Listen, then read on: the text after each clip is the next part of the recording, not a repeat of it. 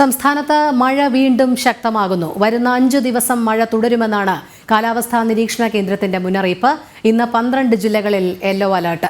തിരുവനന്തപുരവും പാലക്കാടും ഒഴികെയുള്ള എല്ലാ ജില്ലകളിലും യെല്ലോ അലർട്ട് പ്രഖ്യാപിച്ചു. അതേസമയം കോഴിക്കോട്, വയനാട് ജില്ലകളിൽ മഴക്കെടുതിയിൽ കനത്ത നാശനഷ്ടമാണ് ഉണ്ടായത്. വിവരങ്ങളുമായി നമ്മുടെ പ്രതിനിധികൾ ചേരുകയാണ്.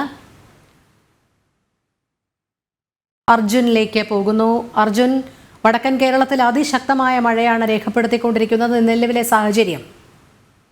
തീർച്ചയായും രോഹിണി, രാവിലെ മുതൽ വടക്കൻ കേരളത്തിൽ ശക്തമായ മഴയാണ് ലഭിച്ചുകൊണ്ടിരിക്കുന്നത്. മാത്രമല്ല, ഇതിനെ സംബന്ധിച്ചിടത്തോളം കോഴിക്കോടും വയനാടും അതിശക്തമായ മഴയാണ് ഇപ്പോഴും പെയ്തുകൊണ്ടിരിക്കുന്നത്. വയനാട്ടിലെ പ്രത്യേകത എന്ന് പറഞ്ഞാൽ വിവിധ ഇടങ്ങളിലാണ് മഴ പെയ്യുന്നത്. അതായത് ഒറ്റപ്പെട്ട ചില സ്ഥലങ്ങളിലാണ് മഴ പെയ്യുന്നത്. ഇവിടങ്ങളിൽ പെയ്യുന്ന മഴയുടെ തീവ്രത കൂടുന്നു എന്നുള്ളതാണ് ആശങ്കയ്ക്ക് വഴിവെക്കുന്നത്. നേരത്തെ നമ്മൾ സൂചിപ്പിച്ച പോലെ തന്നെ മുണ്ടക്കയത്തടക്കം ഇത്തരത്തിലുള്ള മഴവെള്ളപ്പാച്ചിൽ അടക്കം ഉണ്ടാകുന്ന ഒരു സാഹചര്യം ഉണ്ടായിരുന്നു. മാത്രമല്ല, മറ്റു മേഖലകളിലടക്കം മഴ പെയ്യുന്ന ഒരു സാഹചര്യം ഉണ്ടായിരുന്നു. അല്പസമയം മുമ്പാണ് മാനന്തവാടി ഗവൺമെന്റ് ഹൈസ്കൂളിന് സമീപത്ത് മണ്ണിടിയുന്ന ഒരു സാഹചര്യം ഉണ്ടായിരുന്നത്. എന്നാൽ ആർക്കും ആളഭയമോ ഒന്നുമില്ല. പുഴയുടെ സൈഡിലാണ് ഇത്തരത്തിൽ മണ്ണിടിഞ്ഞിട്ടുള്ളത്. തലപ്പുഴയും ഇത്തരത്തിൽ ശക്തമായ മഴ പെയ്യുന്നുണ്ടെന്നാണ് നമുക്ക് മനസ്സിലാക്കാൻ കഴിയുന്നത്. മേപ്പാടി ചൂരൽമലയിലാണ് നേരത്തെ ശക്തമായ രീതിയിൽ മഴ പെയ്തിരിക്കുന്നത്. അതായത് രാവിലെ മുതൽ തുടങ്ങിയ മഴയാണ് ഇടയ്ക്ക് ഒന്ന് ശമിച്ചെങ്കിലും വീണ്ടും മഴ വരുന്ന ഒരു സാഹചര്യമാണ് ചൂരൽ മലയിലുള്ളത്. മാത്രമല്ല, തൊട്ടടുത്ത് തന്നെയാണ് പുത്തുമലയുള്ളത്. നേരത്തെ നമ്മൾ സൂചിപ്പിച്ചതുപോലെ തന്നെ പുത്തുമല ഒരു തീരാ നോവായി നമ്മുടെ ഉള്ളിൽ തന്നെ എപ്പോഴും ഉള്ള ഒരു സംഭവമാണ്. ഇത്തരത്തിൽ പുത്തുമല ദുരന്തത്തിൽ നിരവധി പേരെയാണ് നമുക്ക് നഷ്ടപ്പെട്ടത്. അത്തരത്തിൽ ഒരു നഷ്ടം സംഭവിക്കാതിരിക്കട്ടെ, അത്തരത്തിൽ ഒരു അപകടത്തിലേക്ക് പോകാതിരിക്കട്ടെ എന്നുള്ളതാണ് നമുക്ക്. അതെ അർജുൻ, വയനാട് രാവിലെ മുതൽ തുടങ്ങിയ അതിശക്തമായ മഴയാണ്.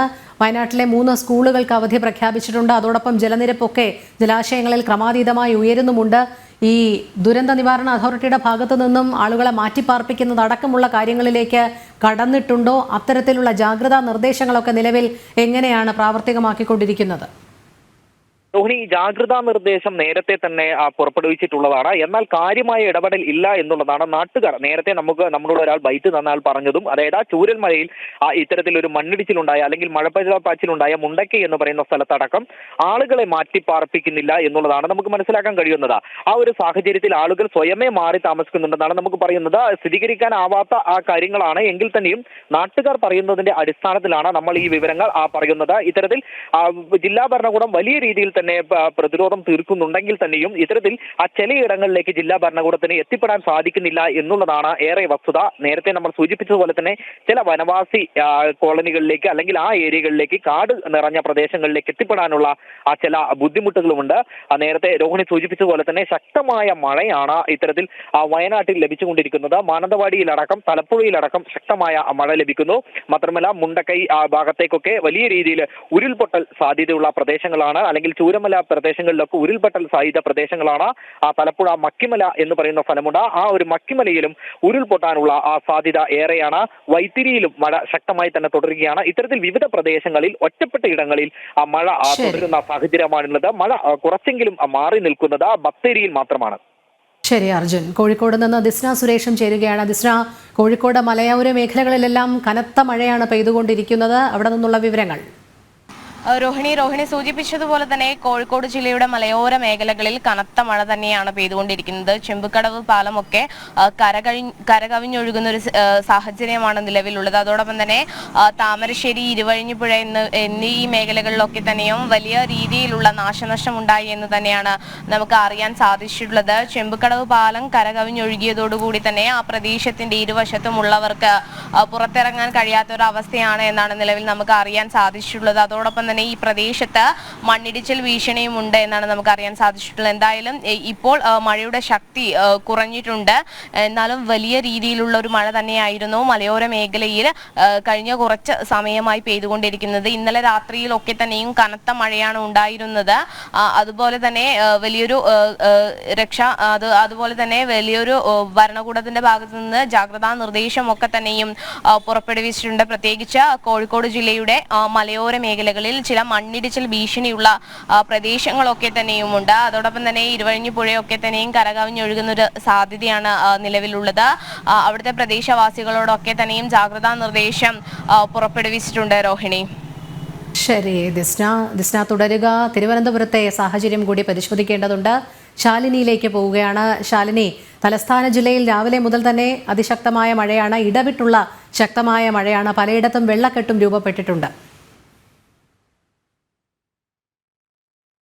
രോഹിണി, തിരുവനന്തപുരം ജില്ലയിൽ രാവിലെ മുതൽ തന്നെ ചെറിയ തോതിലുള്ള മഴ ഇടവിട്ട് പെയ്യുന്നുണ്ട്. കാര്യമായ മുന്നറിയിപ്പുകളൊന്നും നിലവിൽ ഏറ്റവും ഒടുവിലായി വന്നിട്ടുള്ള കാലാവസ്ഥാ നിരീക്ഷണ കേന്ദ്രത്തിന്റെ മുന്നറിയിപ്പിൽ അലേർട്ടുകളൊന്നും തിരുവനന്തപുരം ജില്ലയ്ക്കില്ല. തിരുവനന്തപുരം, പാലക്കാട് ജില്ലകൾ ഒഴികെയുള്ള 12 ജില്ലകൾക്കും ഇന്ന് യെല്ലോ അലർട്ട് ജാഗ്രതാ നിർദ്ദേശം കേന്ദ്ര കാലാവസ്ഥാ നിരീക്ഷണ കേന്ദ്രം നൽകുകയാണ്. വരുന്ന 5 ദിവസം കൂടി സംസ്ഥാനത്ത് അതിശക്തമായ മഴ തുടരുമെന്നുള്ളതാണ് മുന്നറിയിപ്പിൽ ചൂണ്ടിക്കാട്ടുന്നത്.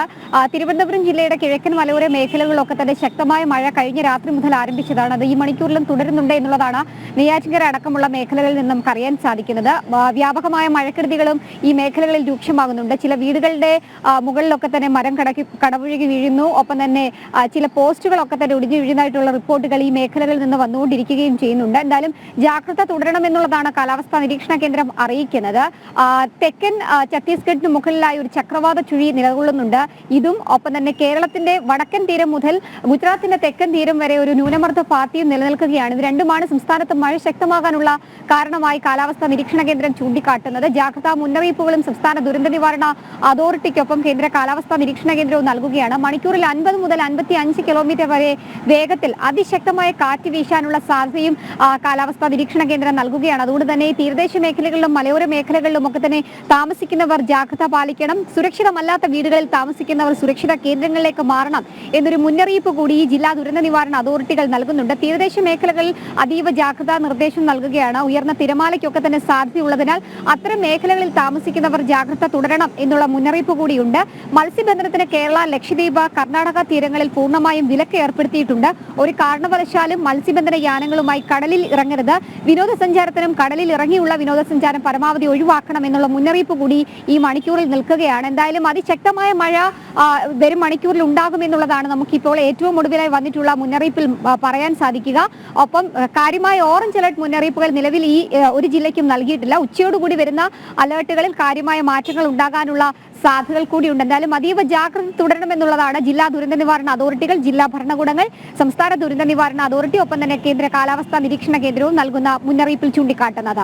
രോഹിണി. ശരി ശാലിനി, സംസ്ഥാനമൊട്ടാകെ കനത്ത മഴ തന്നെയാണ്. തിരുവനന്തപുരവും പാലക്കാടും ഒഴികെ 12 ജില്ലകളിൽ ഇന്ന് യെല്ലോ അലർട്ട് ജാഗ്രതാ നിർദ്ദേശവും നൽകിയിട്ടുണ്ട്.